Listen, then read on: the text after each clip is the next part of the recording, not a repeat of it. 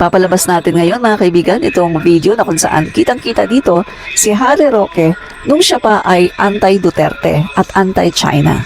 Sa video na ito mga kaibigan ay kinukumbinsi na ang mga tao na huwag iboto si Duterte dahil si Duterte daw ay tsumutsugi ng mga tao.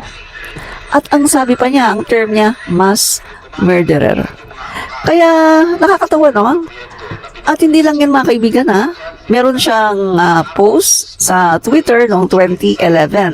Sabi niya at long last, the Philippines to be a member of ICC. Despots, murderers, torturers, beware.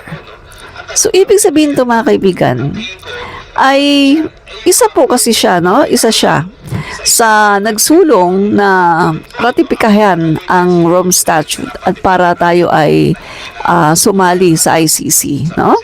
So, merong isang post dito, basahin natin. Professor ko si Harry Roque sa Bill of Rights at Public International Law sa UP. Yes, he taught human rights before. He went to the dark side. Noong mga panahong iyon, nangangampanya pa siya na sumali ang Pilipinas sa International Criminal Court at i-ratify ng Senado ang Rome Statute. Nangyari naman at na-ratify ng Senado ang ICC o Rome Statute noong 2011. Kaya isa si Harry Roque sa mga dahilan kung bakit nakakulong ngayon si Duterte sa ICC. Salamat kay Harry Roque, haharap ngayon si Duterte sa ICC.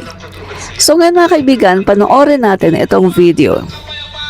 I want you to go out and vote them and not just vote against it, but convince your neighbors and friends that because the party line is the most important of them all, please do not vote for this murderer, this self-professed murderer. Sir, Duterte is a very charismatic figure and a lot of people are behind him. Kung maalala nyo, lahat yung mga anomalyang mga proyekto na pinondohan ng China, lahat yan dinagdaan matapos pumasok tayo dun sa Joint Seismic Maritime Exploration Agreement sa bansang China. So pinayagan natin pumasok ang China, maghanap at kumalak ng tanging yaman sa ating karagatan, samantalang sa saligang batas natin, tanging Pilipino lang ang gumagawa noon. No? Ang tanong, bakit niya pinayagan?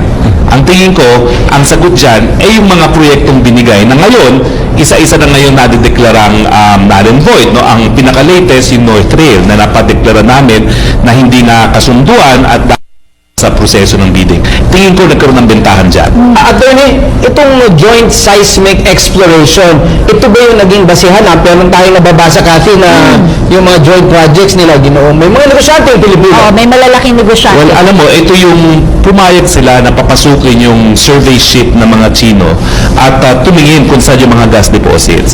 Alam mo, matapos nung pagpayag na yun, tsaka lang nagkaroon ng kontrobersiya sa Rectobank. Ang Rectobank, 50 kilometers away from Palawan, hindi nga yung kasapi sa Spratlys, hindi yung kasapi sa Panatag, dapat walang kontrobersiya.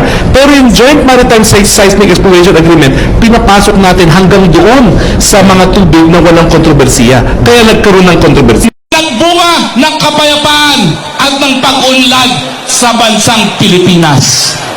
Sa panahon ni Presidente Duterte, lumago ang mga negosyo sa pamamagitan ng kapital, pangangalakal at turismo galing sa China.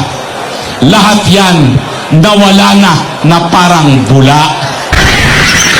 Kailangan sumagot siya ng tama, lalong-lalo na mukhang mailalabas na ang pulburon video.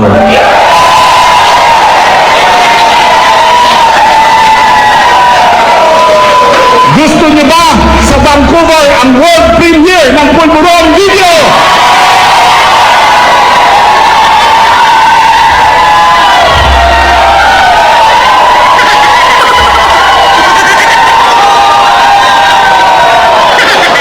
Ano ngayon ang kasagutan niya pag nakita na niya ang pulburon video?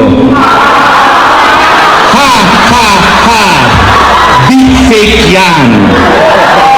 Well, Marcos Jr., meron pong authentication ang pulburon video, hindi AI, at ikaw talaga yan sa video na yan. Papayag pa kayo ng Presidente ng Pilipinas, bangag!